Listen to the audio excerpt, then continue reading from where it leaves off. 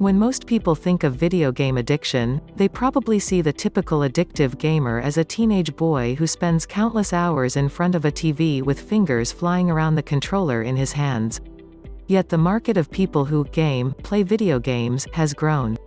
So has gaming addiction, as video game addiction and internet and computer addiction have ensnared more and more demographic groups. An estimated 155 million Americans play video games. Of that number, 42% play 3 hours or longer each week. The average length of time Americans have been playing video games is 13 years. Who are today's video gamers? These days, there's no one type of gamer. Here are some of the characteristics identified by research. Kids. While most American youth do play video games, only 26% of gamers are under age 18. However, it appears that the younger the child, the more vulnerable he or she is to the negative effects of gaming and to video game addiction.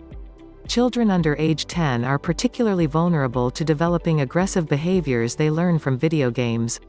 Adults. Research shows that the average gamer is age 35, and 67% of heads of U.S. households play video games.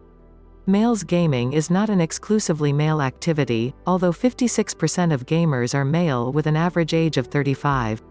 Only 15% of gamers fit the stereotype of boys under age 17.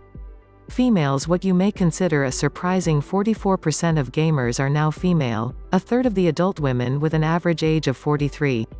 In addition, as many women as men play online puzzle and cell phone games. And some online multi-user video games are also attracting more women. Do women tend to play less aggressive video games than men? It may appear that way, but research has identified a subgroup of young female gamers who play the kind of aggressive games traditionally thought attractive only to males. Who commonly becomes addicted to video games? Studies show that up to 15% of video game players meet the criteria for addiction. This may seem to indicate only a small number of people until you consider gaming's huge and growing popularity. It's actually a lot of people. More research is needed, but, at present, the group most likely to become addicted to playing video games are those known as massive multiplayer online role-playing game, MMORPG, players, also known as the persistent multiplayer gaming universe. They form 9.1% of video game players, and they play their video games addictively on the internet. Video game addiction, computer addiction, and internet addiction can form a powerful lure, particularly when combined and especially for young children. And then you need to consider the negative effects of excessive video game playing.